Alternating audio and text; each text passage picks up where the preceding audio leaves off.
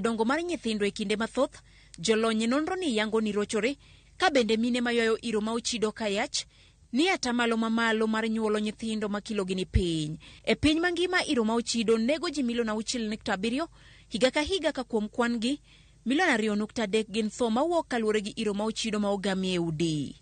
Judith Omondi, Ramogi TV.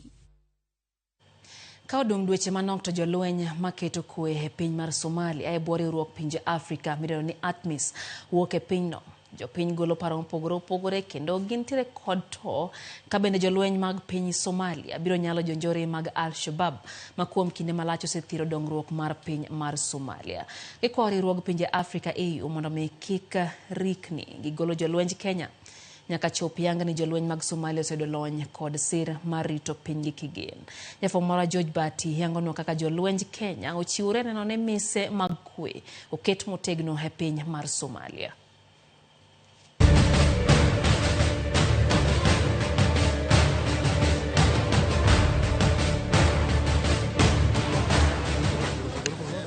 Higni manok mokalo ka ne en paw rakruok ka much bunde ne chalo much ombasa. Kata kamano chir mar jolweny mag Kenya KDF omiyo boma ni madoble mane Al-Shabaab oseng'wano koro sani ochako pichni kod kit udi manyasani, kendo apaya mar lama ne jodak maka winja koro sani ginyalo suore mos gi nyamburko.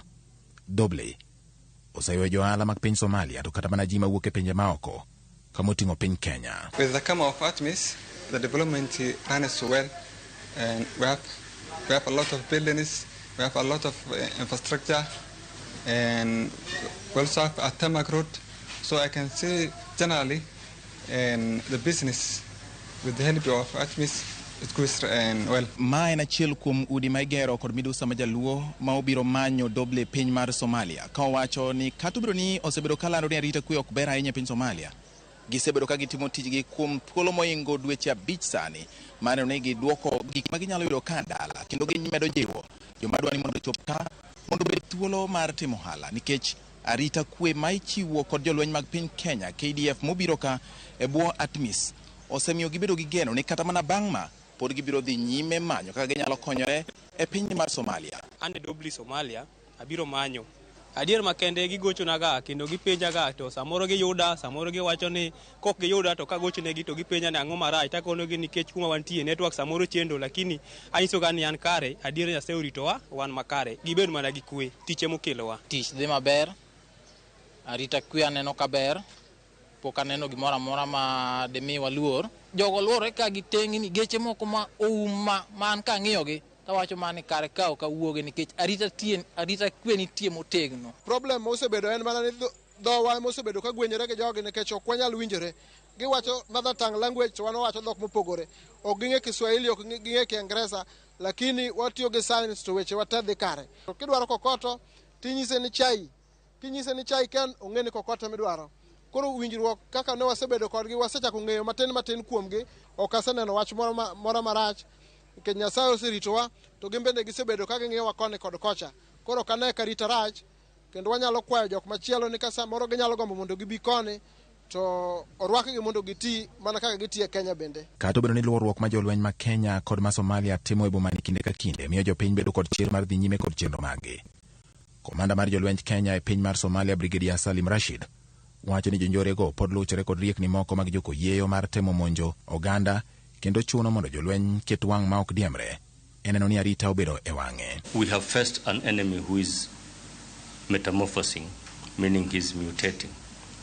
And sometimes we get intelligence of imminent threats of the enemy. When we launched the operation, we were dealing with an enemy who was armed with his personal weapon and the rifle. Now the mutating enemy is using IEDs. IEDs make it difficult to do road movement. So you have to clear the road out of any contaminated IEDs before you pass. The mutating bit now is that he's using this as his weapon of choice. Mondo rakruok kod jonjorego kendo togi kanyuogo. Jolweny ma Kenya oketo rameny seche 24 ka jolweny morwako gute mateka kod opu kod lepa kor obed ang'ech ka nyamburko mag jolweny mani kod otuchi mar kedo wiye ma jolweny dendo ni APC bende oikore ne kit monj moramora ma jasigu nyalo timo. To poni jonjorego soko kombe kich kendo temo timo monj moramora kaka mano ma itimo kokalo miruti michike bwolo. To ma e kaka irakruok kodgi ma chwe dunygi kochunglo.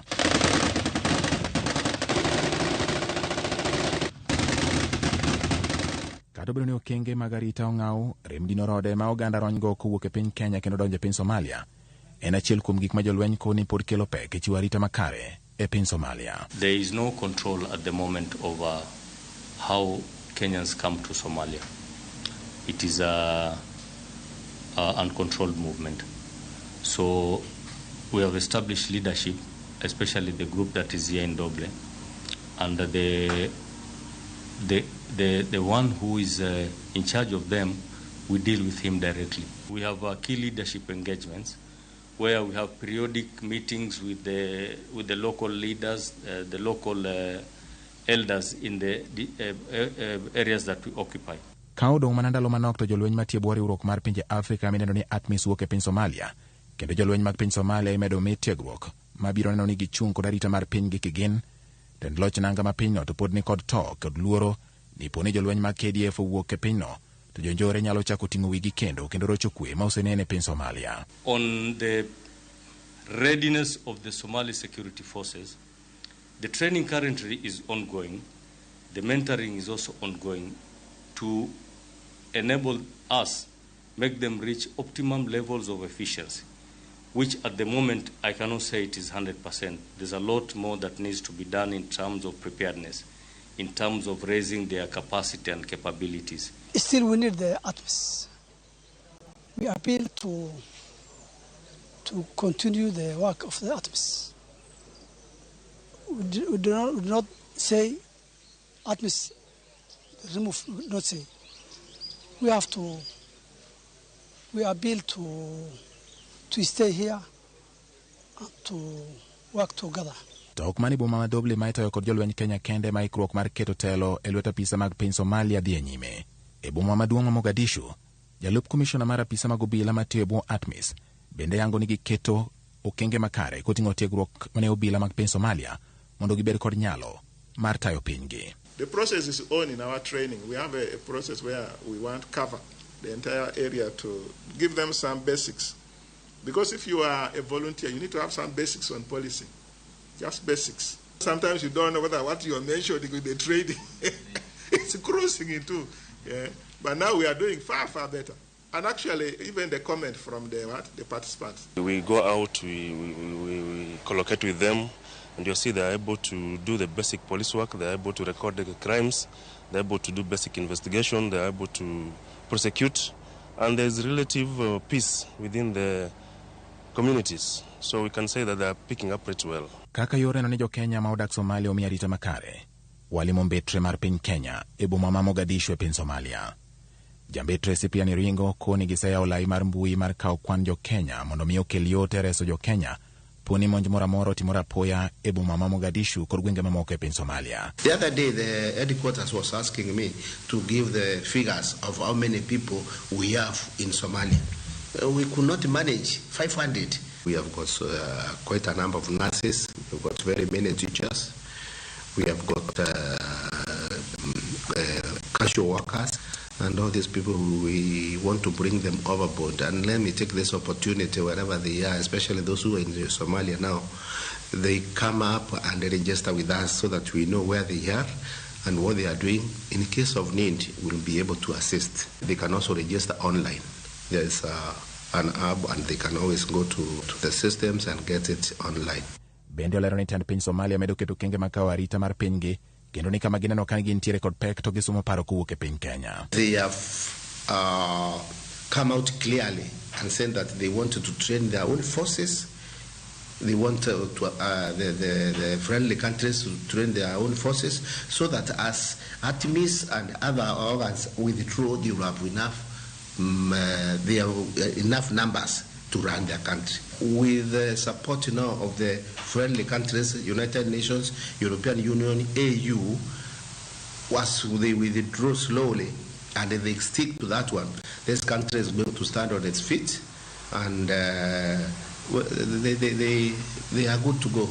Mondo piny Somalia obed kod arita makare, Brigadier Rashid koni jotelo kod jopiny nyaka koro tie dweche achiel ka gichiwore mar kedo kod njore ma osethiro dongruok mar piny Somalia. To solve the issue of Somalia, it is the Somalis themselves that have to realize the importance of having peace and tranquility in their country. Despite all this effort that we are doing, it is them that they will provide the answer to the challenges and that the country is facing. Kata obedo ni mani kod chakruok bedo gi giko, kendo chenro mag ATMIS e piny mar Somalia dhi karumo. Kwayo mar jopiny ni mondo riwruok mar pinje Afrika kik rikni golo jolweny mag Kenya KDF e piny Somalia, nyaka ginene jolweny mag piny Somalia obedo kod nyalo mar rito piny gi kigin. Higni 13 mokalo ma ne en paw lweny, kata kamano gie sani kaluwore kod moko kuom mashinde moketi kod jolweny mag piny Kenya kendo okenge magisegoye kedo kod kweth mag njore manosebedo ka chando jopiny maka, sani koro kwe obet. Kendo jopiny nigi geno ni kata bang' wuok margi dwe mar 12 higani, piny owacho mar Somalia biro timo tijgi kendo neno ni jopiny obedo kod arita makare. George Bati, Ramogi TV, Doble, e piny Somalia.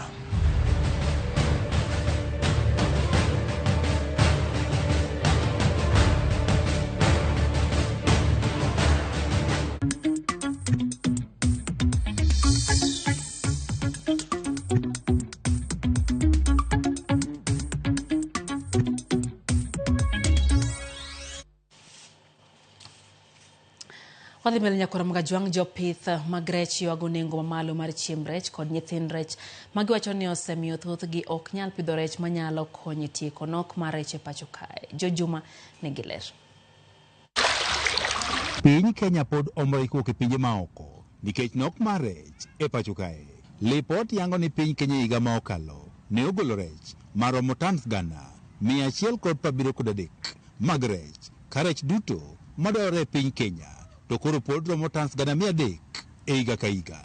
Kaunti ma Migori to sani nyalo mana golo rech maromo tons 37 e higa ka higa. Seeing around 173.6 thousand metric tons annually, with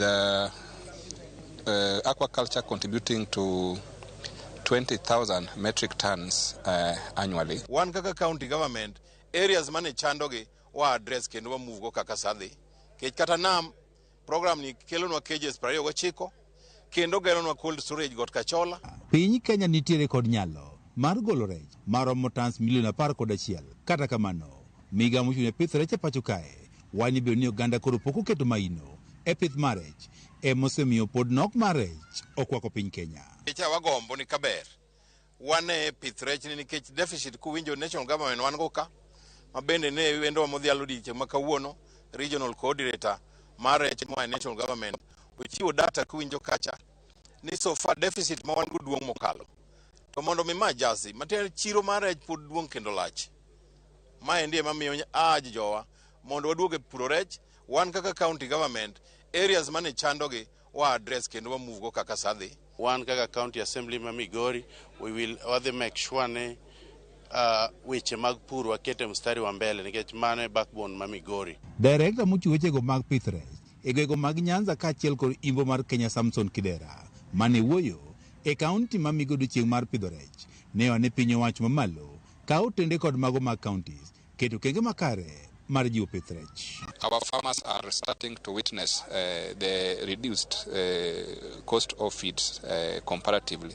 At the same time, we are also working with the local investors so that they open go-downs and outlets near to the people and working very closely with the county governments. Jogi osebedo ka konyowa ni gimiyowa chiemb rech, but aparo ni ng'adhi e nam kelo ni rech gi ng'apuonji ka kilopo ber. Koro challenge ma wan go maduong' en chiemb rech no, but an on a personal level asechako puonjora loso chiemb rech kian to achaka tiyo gi some aquatic plants kaka azolla mano neno cha mondo apidh go rech, koro punguza garama mar dhi nyiewo chiemb rech e duka. Currently the cost of fish feeds are high. For example, starter mash, a 25 kg bag goes for a minimum of 5,100, and that is something fish will use within a month. Apisa maduong' e migawono mare e kaunti ma Migori Jochola wacho ni kaka kaunti giseketo kenge makare mar tieko lal ma iyudo tok mako rech. Post harvest losses magisebet ka gin ka mama osebe affect ahinya farmers mang'eny iyudo ka chuny ne tho gi wach rech ni. Sani endi mano wa address nikech wageto ne gi smart kiosk along the main road is Bania wadhi gede ma contractor already is on the ground. Ka opogore kod jiwo pith mag rech, piny owacho bende koro medo keto kenge makare mar jiwechego mag lupo e nam lolwe. Nyaka sani rech maromo tons 150 mayudore e pacho kae wuok e nembe kaachiel kod aoche. George Juma, Ramogi TV, Migori. Kwa Migori atere nyaka Homa Bay kama jopur e kaunti ma Homa Bay ojiwo mondo mi omak motegno pith mar rech e yewni kata ponds e yor ohala kaka achiel kuom yore makedo gi nok mar chiemo e kaunti no kod bende konyo e ting'o malo ngimagi. Kata doko ni kaunti ma Homa Bay nitiere kod dhowedhe mathoth ma chenro mag lupo dhi e nyime, to nok mar rech osebedo ka ineno kaluwore gi kwan rech ma osebedo ka dok piny e nam lolwe. Gino manyalo tieki ka jopur donjo e pith mar rech e yewni. Jalup gavana ma kaunti no Joseph Oyugi Magwanga noloso kinde nyasi mar odiochieng pith rech e yawo manobagi e chiro ma Kadongo e kar chung' od bura ma Kabondo Kasipul kama okoni lonyo osebire pith rech kendo sani jopur okonego ng'i mana rech ma igolo e nam lolwe.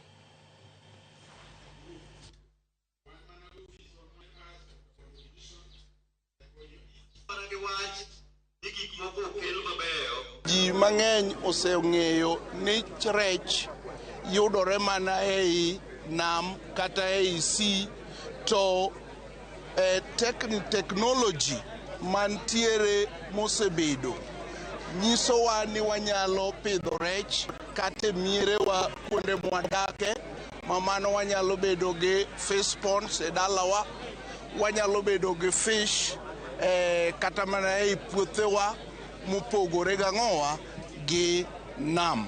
Jo county ma Homa Bay through the ABDP bende support wa masane wantiere gi farmers chiegni 140 matimo pur mar rech. Omiyo sama wapuro pur mar rech no, to nikech ok inyal chamo rech kende, nyaka ang' icham rech kod kuon. Omiyo pur mar rech no biro kelo ni kiseyudo mogo to ichame gang'owa gi rech. Jogo mating'o sike kapango e loche e Shimanzi Mombasa ne jong'anyo ni tich ka giywago wach chudogi magikoni piny kaachiel kod weche mag mibadhi magikoni otimonewa e tijno. Kane giloso gi jofwamb weche Mombasa, gikoni chik monego bed ni tiyogo e chulogi osara gikoni ok tigo ka jotelo mane giyiero mondo mi ochwal ng'ur mekgi bende gikoni pok okonyogi kaka owinjore. Giywak ne piny owacho mondo mi ochung motegno mabiro miyo tache kata mabiro miyo chulogi kaka owinjore, ni mar sani gihinyore kaluwore gi onge mar chik motegno matawo wach mag chudo. Tunafanya kazi watu 30. Ukifika wakati wa pesa, munafika watu 60. Ukicomplain kulingana unataka haki yako, kesho mchukuaji mwenye kuchukua watu ni huyu, anaambiwa na mkubwa wake huyu usimchukue. Kiribiti ni shilingi 5. Alafu mimi unanibebesha gunia kilo 25, shilingi 7. Kilo ya mchele ni pesa ngapi? Sini kama mnafanyisha kazi bure. Tulikuwa tunalipa na ile mkataba ya shipping na haifuatiliwi, kwa sababu utapata kwingine kwa shipping inasema gunia la 90 nataka lipo shilingi 85. Na saa hii hata kwa milango zingine inalipwa hata shilingi 18. 25 inauzwa shilingi 1000 kale ka gunia kama mchele, na wewe unapewa shilingi 7. Si baada hata umenima. Haya, ukiangalia gunia la mchele la shilingi la kila 50 linalipwa shilingi 8000. Haya, unapewa shilingi 11. Is that fair? Mtu anaingia kwa list. Ni mtu mmoja lakini unapata ameingia kwa list kama mara 4 ama 5, pengine 10, na ni mtu mmoja. So this issue tumetaka iende universal mpaka kwa ifikie mpaka national government, kwa sababu hata serikali yenyewe, His Excellency the President, ana fight corruption. The issue of ghost workers.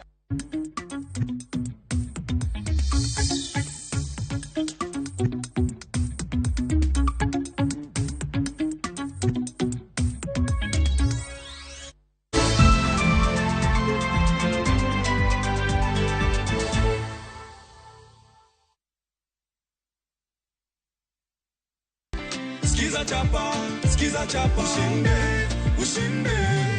Jina naitwa Elizabeth Werimo, nimetoka Githurai na nilicheza hii mchezo star 487 star 3 hash.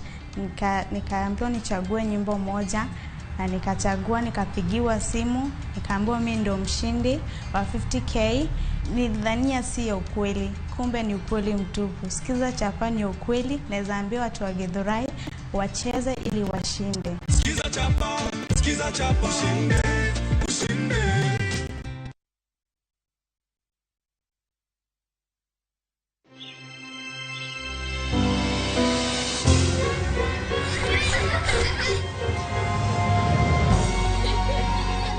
Wash your clothes with Toss Lavender to leave your clothes with a lasting, irresistible freshness.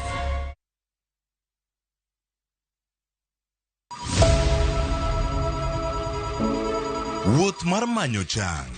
Wawuoth e piny mar thieth kokalo e wang' jogo mosedake. Thieth sani nitie Kenya ka, dakteche nitie, masinde nigo mwanyalo thiedhi michangi. Kata ibed jachiw thieth, kata mana jalno madwa ng'eyo gik matimore e sekta mar thieth. An gi penjo moro awinjo ka daktari wuoye kanyo taneno ka gini osebedo ka chalo wae. Wakolo pat jolony ka wayudo sigana tok kode marochere. Waweuru keto reputation mbele ne ngima mar ng'ato. Ng'eyo matut e weche mag thieth chako gi goyo mbaka. Advice jowa ni neuru penj laktar mondo mi konyori kapok yumba. Penj laktar. Wuok tich nyaka tich abich, saa 12 odhiambo. Mana e Ramogi TV.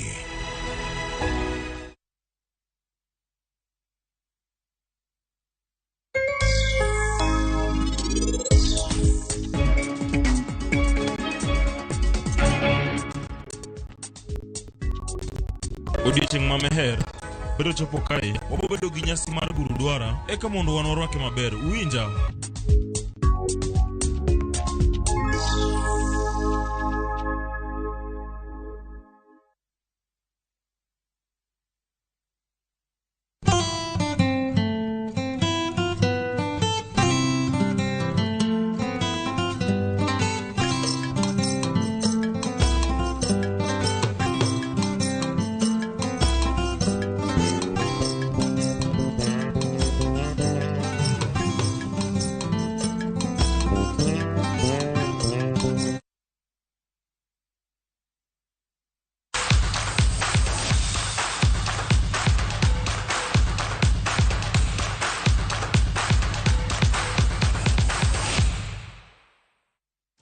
Mago mag tuke captain mar Harambee Stars Michael Olunga okolunge tim mar Kenya motelo ne tuke mag manyo tiko mag tuke pinje duto e kind Kenya gi Burundi kaachiel gi tim mar Ivory Coast.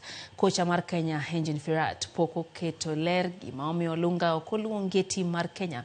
Kako machielo jatugo maskuli matugo ne klab mar Gor Mahia Austin Odhiambo oyudo luong e timno ma oting'o jotugo 25 gi sani.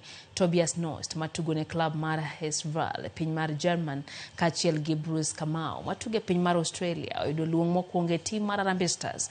Tim mar Harambee Stars biro chako timo ikruok mar gi alap makasrani Annex odiochieng' makiny motelo ne tuke makamago.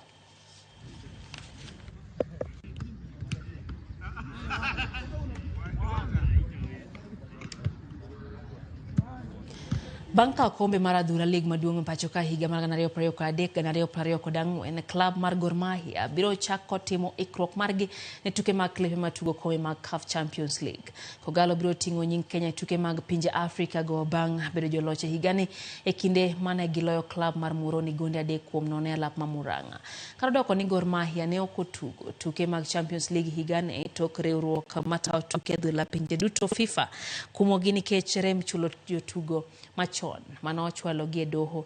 Tend klab mar Gor Mahia bende nitiere kod tich mar manyo kocha makoro biro kawo ka Jonathan Mkestri ma koro biro wuok e klabno tok bedo gi winjruok gi piny mar Gambia ka koro biro bedo kocha maduong' mar tim mar Gambia.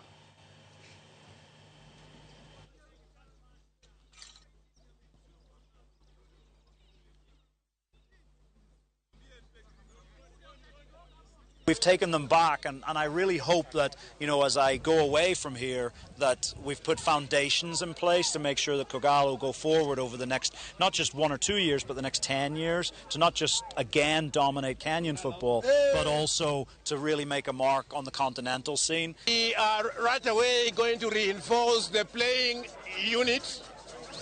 We are going to look at places where we need reinforcement, and we are starting. We are going to play in Enugu, Nigeria for a tournament. Then we are going to play Sekafa. Then we are going to play CAF and so on. So we are going to be not sleeping but working. Klab mar KCB oloyo Atlanta gonde ariyo kuom nono e tuke adhula lig maduong' e pacho ka mano obagi alap ma Dandora. E lap ma Ulinzi Complex, Ulinzi Stars nowuok chien kendo chuna modhi mar gol achiel kuom achiel gi klab mar Murang'a Seal. Joe Waithere nomiyo Murang'a Seal gol mar gi dakika mar 57 kapok jolweny loyo mar gi dakika mar 70 kokalo kuom jatugo Boniface Mushiri. Ulinzi Stars omako thuolo mar 13 e chung' mar lig tok Murang'a Seal momako thuolo mar 12.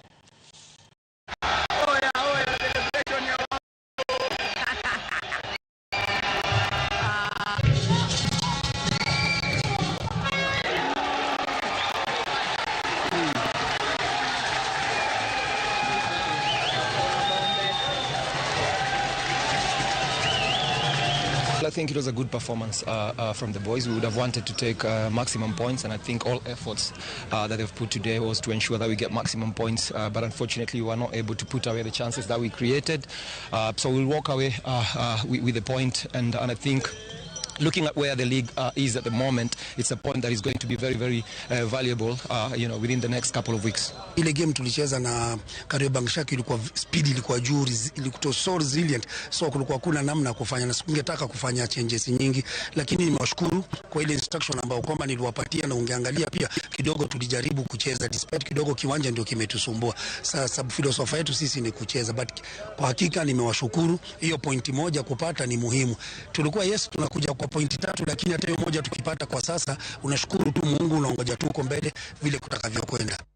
Tielo Mario matiegruok weche mag ruayo githiedho jotugo e tuke mag wakeni manobagi e pacho ka giriwruok matayo tuke adhula FKF komakre gi riwruok mar FIFA orumo ayanga. Jokanyo maromo 25 kowuok e klepe matuge lig maduong' mar wakeni FKF, WPL kaachiel gi mago mawuok e klepe matugo lig mar National Super League nokalo e tiegruogno manobagi kuom ndalo 4. Tielo mokwongo mag tiegruogno nobagi apar higa mokalo ka tielo mar ariyo nomiyo jogo manoyudo tiegruok thuolo mar gero rang'iny margi e weche mag rwecho, thieth kaachiel gi bedo gi ng'eyo e kit chiemo ma jotugo ma wakeni onego bed ni chamo.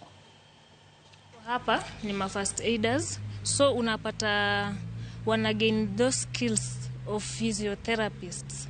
So wakipata hizo skills wanaenda kuimplement into their teams.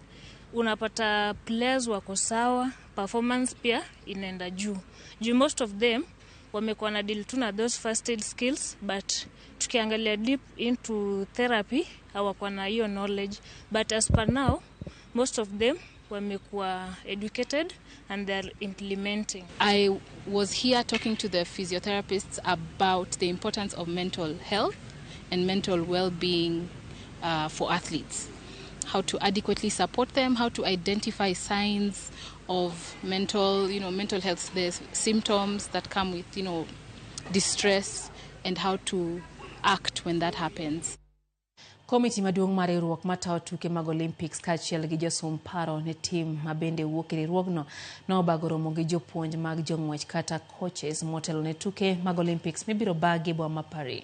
Romono nobagi mar miyo riwruok matayo tuke Olympics thuolo mar nyiso kenge kata chenro mar riwruok matayo tuke ng'weche e pacho ka onego kaw kaluwore gi kidienje mag jotugo ng'ado tiko mag tuke mag Olympics. Riwruok mar AK ibiro bago piem mag manyo tiko ne jong'wech duto e kor dwe manyien. Yore gi jodito riwruok mar AK mar NOK ne otalie gi jagoro maduong' Francis Mutuku kaachiel gi jalup jakeno John Ogola. So can I request Bwana Kimeto to please read the name?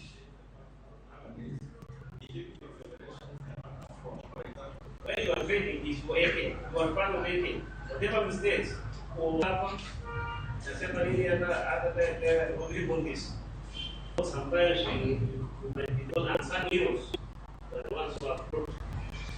The idea is to meet the coaches and continue supporting them by providing allowances, by providing what the athletes need for their training, such as ensuring that they have their pacemakers, that their gym sessions are paid for, that the additional support of physiotherapists are trained. Secondly, we are also saying we have a performance support team which is available to work with these individual coaches to prepare them.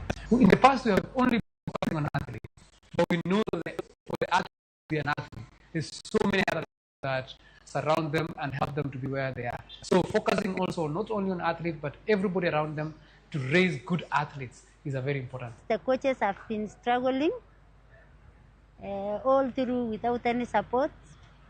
We like this because if you support the coach, you are empowering the coach, and the coach will empower the athlete.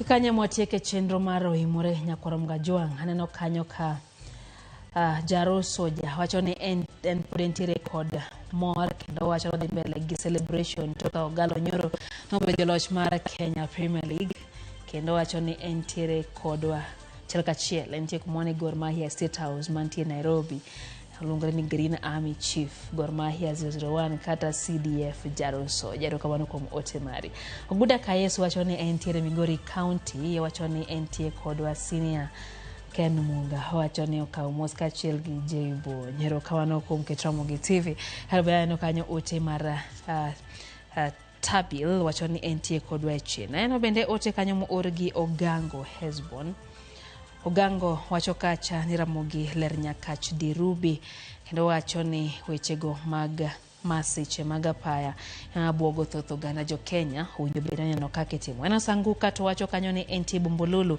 kaito Perez Okeyo wacho notio mos na Dr. Kaumo lalo kuom lalo Mama Rose Kaumo mabende wito ngima ne kata kamano gikitra mugitiwo dhia makawuon wagomos ne lal makamano Nyasaye mondo mi ukue Mama Masi kantiere kodwa chendo kachiel gi Helen Odero ero kamano kuom ote Lucy B Sami Boss kachiel Karen Nyamin Jowi hanini kacha Phoebe Chichi wacho ni Nyakagwe Uyoma Nyabera kaumos kaito no ka Quinta Hadungu kantie Busia bende kotieno wacho kanyo ni uneno kode chendo ni mar Oyimore no bende ote mar Eve Orlando wacho ni entiere gwengo mag Madhare okete mana Karamogi TV kendo mora ahinya gi chenro ni mar Oyimore Otis Nyakwar Nyawade wacho ni sindo mwalo weche gilereyo makare wacho ni hamaber ne osiepne Simon Gorni nigi birthday kawuono wakuoni gia makare Simon ero kamano kuom keto Ramogi TV Nelly Obunga wacho ni Imbo Majengo puoch gi pak ni jolweny ma Kenya matie piny Somalia mondo mi gine ni kwe obedie wacho ni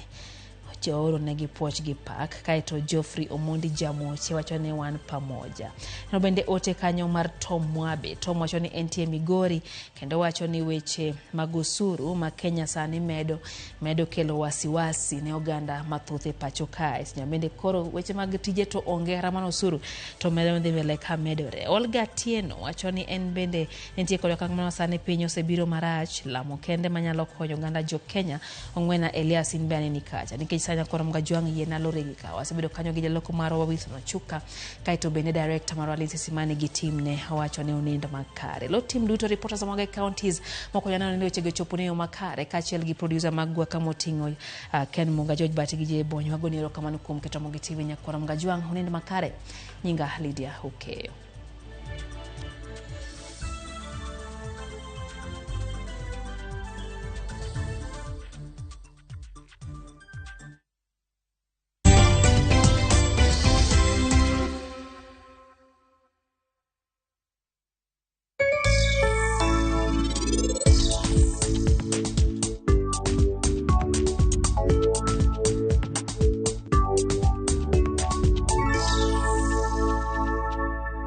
Who is a true partner? They step in when you need them the most. Because a true partner is a partner kwa ground. KCB Bank.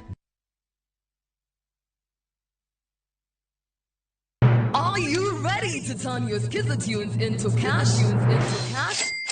Dial star 487 star 3 hash. Choose your favorite Skizatune, confirm, and enter to win big. 50k daily, 100k monthly, and the grand draw of 1 million Kenya shillings. Each time you download Skizatune, you support our local talent as you